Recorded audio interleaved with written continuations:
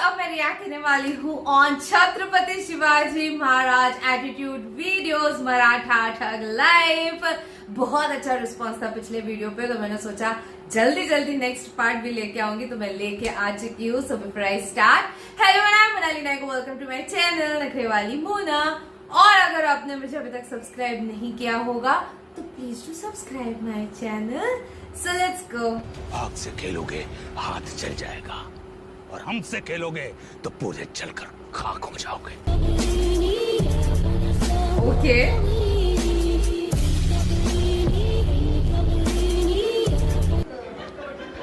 आपके फादर आए हैं। खत्म नहीं हुआ अब तक।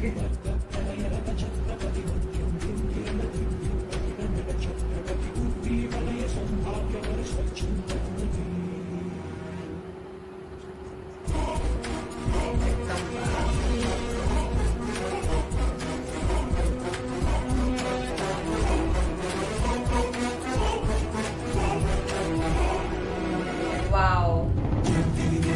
Wow. Yes. Hindustan.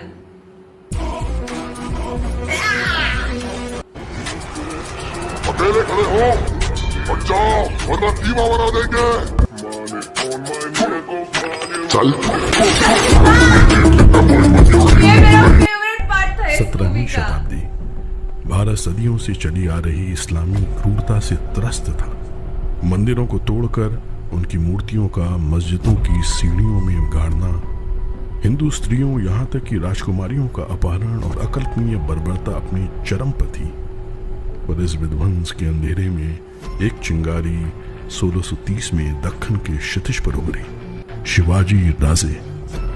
Chhatrapati Shivaji Maharaj के निर्माण के बाद औरंगजेब खुद दक्खन में आकर अगले 27 वर्षों तक जीतने का प्रयास करता रहा और पराजय के दुख में तड़प कर मरा, और इस्लामी आक्रमणकारियों को रौंदते हुए गौरवपूर्ण हिंदू साम्राज्य अटक तक जा पहुंचा।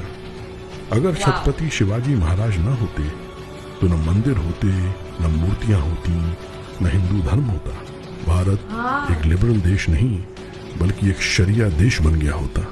वो उनके नाखून उखाड़ते चले गए, आंखों में मिर्चियां डालते चले गए। उसके बाद जलती सलाखें लेके आंखों में डालते वक्त फिर पूछा, उसको भी डाल दिया। ये बोले नहीं कुछ भी, ये शांत खड़े रहे। पीड़ा बहुत हुई लेकिन ये नहीं बोले हमको छोड़ दो, माफ कर दो। उंगलियां काटनी शुरू करी, पांव की काटी, पांव काटे, हाथ काट दिए, बालों को उखाड़ दिया, वो हाल किया। उसके बाद धीरे धीरे खाल उतारने लगे। हर बार पूछते थे 3 प्रश्न, अपना धन दे दो, जमीन दे दो और धर्म परिवर्तन कर लो। ये सुन खड़े रहे वहां पे। ये दर्दनाक सिलसिला 40 दिन तक चलता रहा। औरंगजेब रोज शाम को आके उनसे पूछता था, बता दो। और आखिरी में बोला कि मैं तुम्हारे आगे हार मान गया। मेरी 4 संतानें, अगर मेरा एक भी बेटा तेरे जैसा होता ना, संभाजी महाराज पूरे देश को मुगल सल्तनत बना देता, इस देश को, भारतवर्ष को मुगल सल्तनत बना देता। तेरे आगे मैं हार मान गया।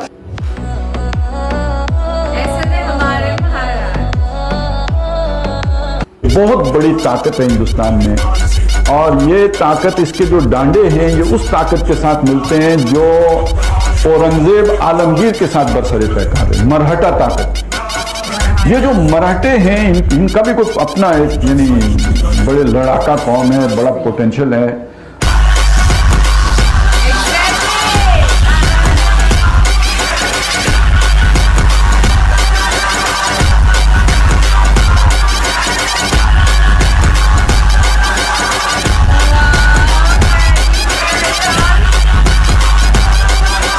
चंद दिनों पहले अकबरुद्दीन ओवैसी, हम रोज टीवी में सुनते हैं ओवैसी और उनके बड़े भाई को, क्या बोल रहे थे? 800 साल तक हुकुम किया है इस देश के ऊपर, 800 साल तक राज किया है इस देश के ऊपर। हमारे बाप ने, हमारे दादा ने जामा मस्जिद दिया है, हमारे दादा ने ताजमहल दिया है, हमारे दादा ने कुतुब मीनार दिया है। तुम्हारे बाप ने क्या दिया है? ये कहा ओवैसी ने। मैं बताना चाहता हूं ओवैसी को कि हमारे बाप ने क्या दिया है। सुन ले ओवैसी, हमारे बाप ने वो हिंदुस्तान दिया है जिसके छाती पर खून बहाने का काम तुम्हारे परदादाओं ने किया है। आप जरा कनेक्ट करिए, ये डॉट्स को कनेक्ट करिए। मैं ओवैसी से पूछना चाहता हूं, आज तक जरूर देखते हैं, मैं ओवैसी से कैमरे में देख के पूछता हूं, ओवैसी बाबर तुम्हारा क्या लगता है? औरंगजेब तुम्हारा क्या लगता है? वो तुम्हारा शासक था, वो तुम्हारा बाप था, वो तुम्हारा परदादा था। तो मेरा बाप शिवाजी है, याद रखिए। अगर तेरा बाप बाबर था तो मेरा बाप शिवाजी है। शिवाजी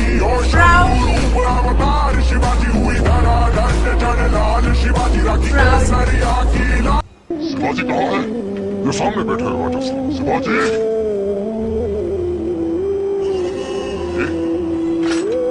ये शिवाजी नहीं है, हमने देखा है उसे एक ही पल, और वो चेहरा हम जिंदगी भर नहीं भूल सकते।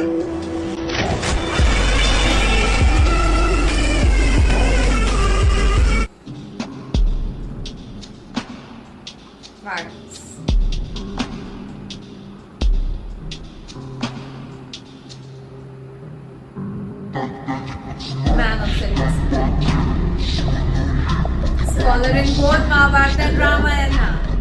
Greatest devotee of goddess Parvati.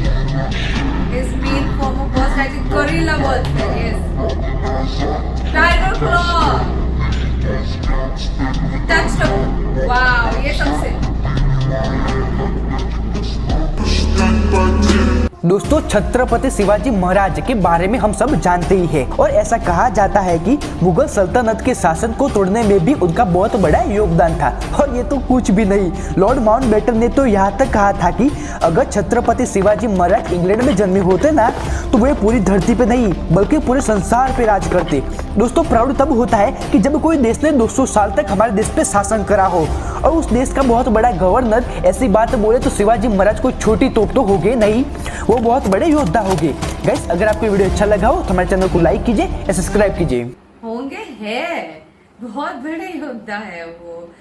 Okay, तो man of self discipline, guerrilla warfare, वाघनख, फिर वो वुमेन वाली बात मैंने पिछले वीडियो में भी कही थी कि वो इतने रिस्पेक्टफुल थे सारे वुमेन की तरफ। ऐसा नहीं कि सिर्फ मराठी औरतों को रिस्पेक्ट दे रहे थे, वो सारी औरतों को बहुत रिस्पेक्ट दे रहे थे।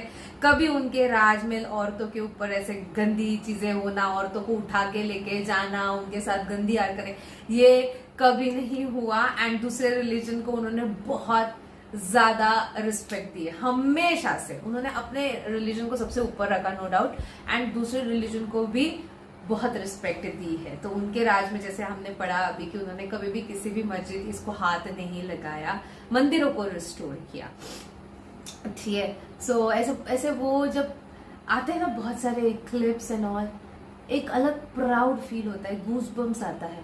वो एक सेइंग है ना, गर्वच नाही तर माझा है मराठा असल्याचा, क्योंकि एक होता है ना हमारा खून ही कुछ इस तरीके से है कि, और ऊपर से जब हम छत्रपति शिवाजी महाराज के बारे में सब सुनते हैं, उनके बारे में जितना स्टडी करते हैं और ज्यादा प्राउड फील होता है, और ज्यादा ऐसा लगता है कि सब लोगों को पता होना चाहिए ये कौन थे, आज हम क्यों है।